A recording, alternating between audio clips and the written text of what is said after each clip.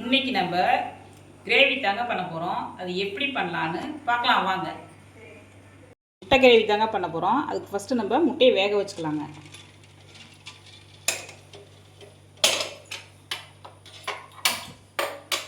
முட்டையிலே லைட்டாக கொஞ்சம் உப்பு போட்டுக்கலாங்க. முட்டை வேகிறதுக்குள்ளங்க நம்ம அதுக்கு தேவையான மசாலாவை வறுத்துக்கலாங்க.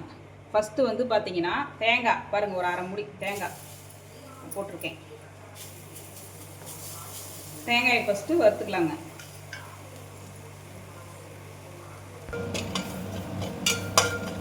தேங்காய் இந்த அளவுக்கு வறுபடும் போதே பார்த்தீங்கன்னா நம்மளுக்கு குழம்புக்கு தேவையான குவாலிட்டிக்கு தேவையான மல்லித்தூள் போட்டு வறுத்துக்கலாங்க. ஒரு 2 ஸ்பூன் நான் மல்லித்தூள் போட்டுக்கிறேங்க. ஒரு 6-7 முந்திரி பருப்பு போட்டுக்கிறேங்க. ஒரு 2 ஸ்பூன் பொட்டுக்கடலை போட்டுக்கிறேங்க. இதெல்லாம் நல்லா வறுபடுத்தி எடுத்துக்கலாங்க அரைக்கிறதுக்கு. தேங்காய், மல்லி, முந்திரி பருப்பு, பொட்டுக்கடலை இதெல்லாம் வறுபடுத்தோன்னே அதுலேயே வந்து பார்த்தீங்கன்னா சோம்பு கொஞ்சங்க, கசகசா கொஞ்சம், உங்களுக்கு இந்த ஏலக்காய் வாசனை பிடிக்கும்னா ஒரு ஏலக்காய் போட்டுக்குங்க, மிளகு ஒரு 4, பட்டை துளுண்டு இதிலே போட்டு நம்ம நல்லா நையாக அரைச்சி எடுத்துகிட்டு வந்துடுவோங்க. ஃபஸ்ட்டு இப்போ அந்த மசாலா வடச்சட்டிலேயே வந்து பார்த்தீங்கன்னா தாளிக்கிற அளவுக்கு எண்ணெய் ஊற்றிக்கலாங்க.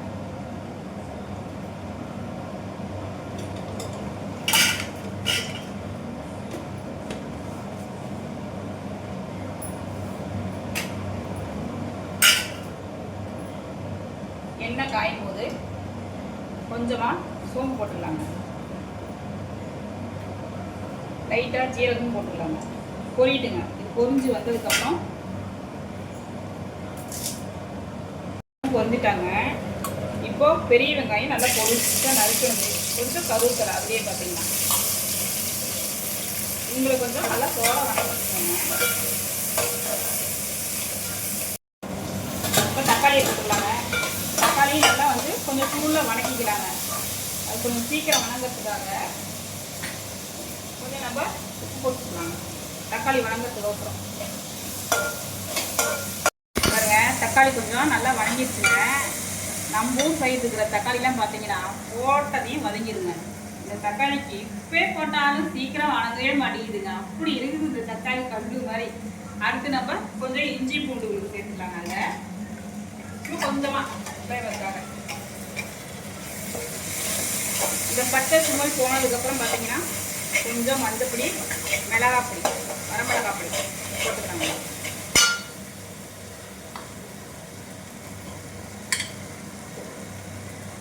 மஞ்சப்பொடி கொஞ்சங்க.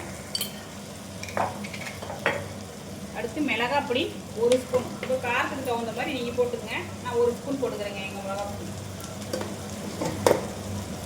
அதுவே காரம் வரும்.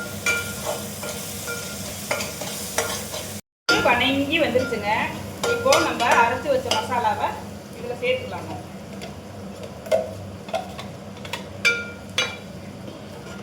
சேர்த்துக்கிட்டு தேவையான அளவு தண்ணி ஊற்றி கொதிக்க வைக்கலாங்க. அந்த குழம்பு கொதிக்கிறதுக்குள்ளே முட்டையும் வெந்துருச்சுங்க. முட்டையை உரித்து நம்ம என்ன பண்ண போகிறோங்கிறத அடுத்த ஸ்டெப்பு பார்த்துக்கலாங்க. கொதிக்கிற நேரத்துலங்க முட்டை வேவிச்சிருந்ததை உரித்து எடுத்து வச்சாச்சுங்க. நாங்கள் முட்டை வாங்கும்போது கொஞ்சம் ஏமாந்துட்டோங்க. நீங்கள் வாங்கும்போது நல்ல முட்டையை பார்த்து வாங்கிக்கிங்க.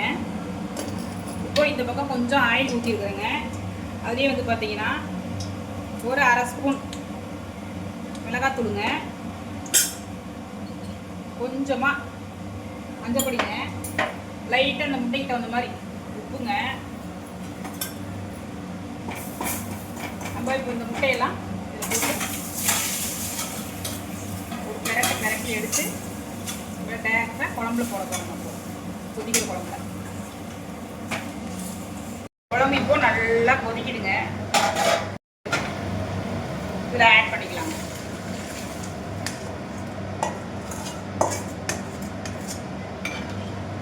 இப்போ இது ஒரு கொதி வந்தோடனே இறங்கிடலாங்க. நம்ம வந்து போட்டு இறங்கி வச்சுக்கலாம். இப்போ இந்த ஸ்டேஜில் உப்புலாம் கரெக்டாக இருக்கான்னு பார்த்துக்குங்க. இப்படி கொதி வரும்போது பார்த்தீங்கன்னா நம்மளுக்கு தேவையான உப்புலாம் கரெக்டாக இருக்கான்னு பார்த்துக்கலாங்க. எனக்கு எல்லாம் உப்பு சரியாக இருக்குதுங்க. சூப்பராக இருக்குதுங்க குழம்பு. அடுத்த ஸ்டேஜுக்கு பார்த்தீங்கன்னா இந்த வெந்தயக்கீரை இருக்கு இல்லைங்களா, அதை வந்து காய வச்சு உலர்த்தி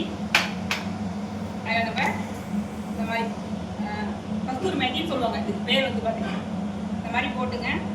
ஒரு 2 நிமிஷம் கொதிக்க விடுங்க. நான் ஏன் சொன்னேன்னா அங்கே பாருங்க முட்டை வீணாக போச்சுங்க. அதனால தான் நீங்கள் முட்டை பார்த்து வாங்கிங்க நான் சொன்னேங்க. அப்புறங்க நம்ம வீடியோவில் பார்த்துட்டுங்க ஒரு சகோதரி வாழைத்தண்டு சட்னி செய்வது எப்படின்னு கேட்டிருந்தாங்க. கண்டிப்பாக நாங்கள் போடுறோங்க. நாங்கள் இருக்கிற ஏரியாவில் பார்த்தீங்கன்னா 2 நாளாக வாழைத்தண்டு தேடிட்டு இருக்கிறோங்க. கிடைக்கவே மாட்டேங்குதுங்க. அதனால் மார்க்கெட்டில் போய் வாங்கிட்டு வந்துட்டு உங்களுக்கு நாங்கள் வீடியோ போடுறோங்க. வாழைத்தண்டு சட்னி செய்யறது இப்போது குழம்பு உங்களுக்கு ரெடி ஆயிடுச்சுங்க. இறக்கி சாப்பிடலாம். பாருங்க 5 நிமிஷம் கொதிச்சு நம்மளுக்கு குழம்பு நல்லா ரெடி ஆயிடுச்சுங்க. இப்போ இந்த ஓரம்னா எண்ணெய் லைட்டாக பிரித்து வந்துருச்சுங்க. எண்ணெய் நம்ம கம்மியாக தான் ஊற்றிருக்கோம். அதனால் கொஞ்சம் இருந்தது வந்துருச்சுங்க. இனிமேல் சாப்பாட்டில் ஊற்றி சாப்பிட்றது தாங்க. சூப்பராக இருக்குங்க. இந்த மாதிரி செஞ்சு குழந்தைங்களுக்கு பாருங்க, நீங்களும் சாப்பிடுங்க. செம்மையாக இருக்குங்க அந்த குழம்பு. வாங்க அடுத்த வீடியோவில் சந்திக்கலாங்க. லைக் பண்ணுங்க, ஷேர் பண்ணுங்க, சப்ஸ்கிரைப் பண்ணிக்கோங்க. வாங்க எல்லாரும் நம்ம வீட்டுக்கு சந்தோஷமாக சாப்பிட்லாங்க.